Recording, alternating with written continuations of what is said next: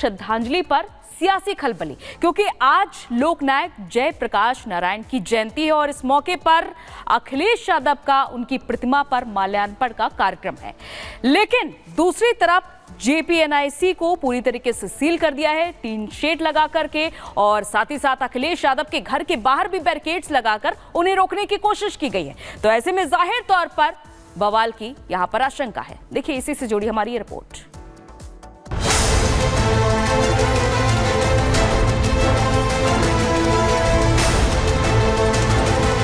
समाजवादी विचारक और सामाजिक न्याय के प्रबल प्रवक्ता लोकनायक जयप्रकाश नारायण की जयंती पर माल्यार्पण को लेकर जंग जारी है।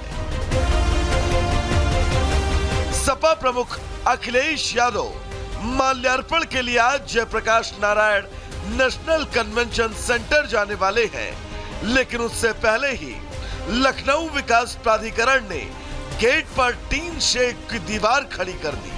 जेपीएनआईसी बिल्डिंग है, यहाँ पर जयप्रकाश नारायण की एक प्रतिमा लगी है, जहाँ पर अखिलेश यादव माल्यार्पण के लिए आने वाले थे, ऐसा मैसेज था। लेकिन आज पुलिस यहाँ पर आई है, टीन शेड यहाँ पर लगा दिया गया है, यानी कि जो प्रमुख मुख्य द्वार है वह बंद कर दिया गया है, और यही मुआयना करने के लिए अखिलेश यादव यहाँ पर आए थे और देख के चले गए। सपा मुखिया अखिलेश यादव का कहना है कि सरकार टीन शेड लगाकर कुछ तो छिपा रही है, किसी महापुरुष का सम्मान क्यों नहीं करने दे रही। आखिर कब तक सरकार रास्ता रोकती रहेगी। ये टीन शेड लगा करके सरकार कुछ तो छिपाना चाहती होगी। टीन शेड आखिरकार क्यों, किसी महापुरुष का सम्मान क्यों नहीं करने दे रहे, और टीन शेड लगा करके कोई रोक नहीं सकता विचारधारा को। आज अखिलेश यादव जयप्रकाश नारायण की प्रतिमा पर माल्यार्पण करने जाने वाले हैं या नहीं, इसे लेकर संशय है, क्योंकि लखनऊ विकास प्राधिकरण ने अखिलेश यादव को घर से निकलने से रोकने के लिए उनके घर को बैरिकेड से घेर दिया है। अखिलेश के घर के बाहर भारी संख्या में पुलिस बल तैनात है।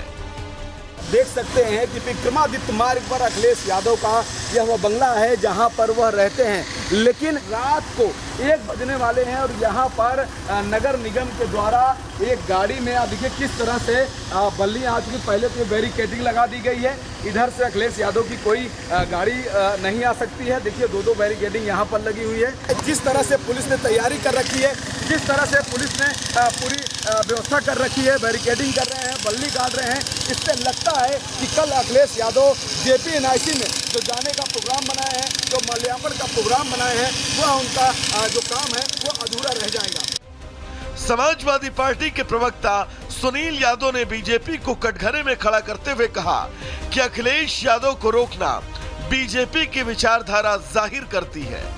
जेपीएनआईसी में खुद योगी जी ने, बीजेपी ने कार्यक्रम किया है। जब माननीय अखिलेश यादव जी को जयप्रकाश नारायण जी की जयंती पर उनको माल्यार्पण करने जाना है, तो गेट पर टीन लगा रहे हैं।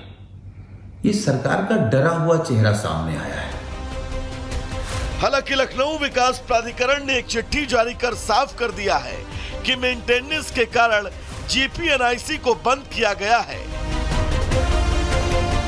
समाजवादी पार्टी के कार्यकर्ताओं का कहना है कि यह सब साजिश है और जानबूझकर बीजेपी अखिलेश यादव की प्राण प्रतिष्ठा को धूल में मिलाने की कोशिश कर रही है। यही हुआ, सरकार उसको चालू नहीं कर पा रही है। ये तो सरकार का काम है कि किसी महापुरुष के स्मारक को और किसी स्थल को सुरक्षित रखे और उसको सुचारू रूप से चलाए। दरअसल पिछले साल भी अखिलेश यादव जेपी को श्रद्धांजलि देने के लिए जेपीएनआईसी गए थे, तब उन्हें इसके लिए अनुमति नहीं दी गई, तो अखिलेश दीवार फांदकर जेपीएनआईसी के अंदर चले गए थे। संभव है आज फिर कुछ उसी तरह का नजारा लखनऊ की सड़कों पर दिखाई दे। Bureau report, Republic Bharat. और अब बात करते हैं कि अक्सर आप वैकेशन पर जाते हैं, कहीं आप घूमने का प्लान तो नहीं बना रहे और उत्तराखंड की तरफ तो नहीं जा रहे हैं, क्योंकि अगर आप उत्तराखंड जा रहे हैं तो ये खबर आपके लिए है, क्योंकि पहले उत्तराखंड के मसूरी से थूक जिहाद का मामला सामने आया और अब देहरादून में भी कुछ ऐसा ही मामला सामने आया है। पूरी खबर क्या है वो हम आपको इस रिपोर्ट में दिखाते हैं।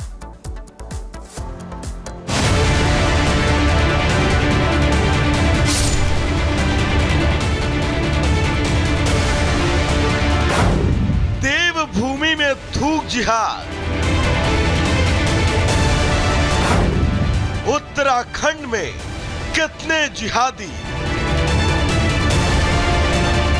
ठहरिए, कहीं आप मसूरी या फिर उत्तराखंड में कहीं जाने का प्लान तो नहीं कर रहे? और अगर कर रहे हैं या फिर आपके परमानेंट एड्रेस के कॉलम में मसूरी या फिर उत्तराखंड के किसी शहर का नाम लिखा है, तो एक खबर आपको सोचने के लिए मजबूर कर देगी। दरअसल उत्तराखंड में इस वक्त थूक जिहाद अपने चरम पर है। जी हाँ, थूक जिहाद, जहां थूक कर खाने पीने की चीजें आपके सामने परोस दी जाती हैं। और अगर ये खबर सिर्फ मसूरी की थूक वाली चाय तक ही सीमित रह जाती तो शायद सवालों की फहरिस्त इतनी लंबी ना होती। आपकी चाय में थूक जिहाद की तस्वीर की तासीर अभी ठंडी भी नहीं हुई थी कि देहरादून में आपकी तंदूर की रोटी में थूक जिहाद की एक और तस्वीर सामने आ गई। दरअसल मसूरी के बाद देहरादून की इनामुल्ला बिल्डिंग के एक रेस्टोरेंट में तंदूरी रोटी पर थूकने का मामला सामने आया।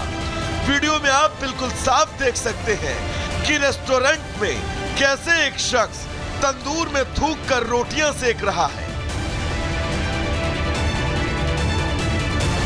मसूरी से इस वीडियो के सामने आने के बाद पुलिस ने फिलहाल रेस्टोरेंट को ताला जड़ दिया है। तो वहीं मसूरी में चाय में थूकने वाले दो विशेष समुदाय के युवकों को गिरफ्तार कर लिया है। लेकिन देवभूमि में लगातार सामने आ रही तस्वीरों से यह साफ है कि अगर आपको इन थूक जिहादियों से बचना है तो आपको सजग रहना होगा। साथ ही उत्तराखंड के शासन प्रशासन को इन जिहादियों का पक्का इलाज करना होगा। Bureau report, Republic Bharat. और चलिए अब आइए देखते हैं 2 मिनट में दुनिया।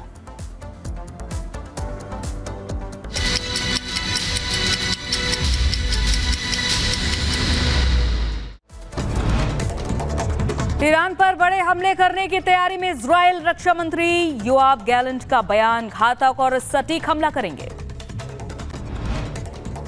इजरायली मीडिया का बड़ा दावा, हिजबुल्लाह के रक्षा मंत्री वाकिब सफा पर हमला। नसरल्लाह का करीबी है वाकिब सफा। इजरायल ने लेबनान की राजधानी बेरूत में हमला किया। बेरूत में रिहायशी इलाकों पर ताबड़तोड़ बरसाए बम। युद्ध के बीच दक्षिणी लेबनान पहुंचे आईडीएफ चीफ और शिनबेट प्रमुख, हालात का जायजा लिया, सैनिकों से मुलाकात की। जर्मनी के चांसलर ओलाफ स्कोल्स ने घोषणा की, इजरायल को हथियारों का निर्यात बढ़ाएगा जर्मनी। लेबनान के बेका पर इजरायली हवाई हमले में 4 की मौत और 17 घायल। लेबनान में अब तक लाखों लोग हो चुके हैं विस्थापित। और इधर मिडिल ईस्ट में संघर्ष लगातार जारी है। संघर्ष रुकने का नाम नहीं ले रहा है। अमेरिका उठा सकता है कोई बड़ा कदम। हिजबुल्लाह ने जारी किया है वीडियो में दिखाया किस तरह से इजरायली सैनिक उनके इलाकों में चला रहे हैं ऑपरेशन। इजरायल से जंग के बीच ईरान के राष्ट्रपति से मिलेंगे पुतिन। आज तुर्कमेनिस्तान की राजधानी अशबागात में मुलाकात होगी।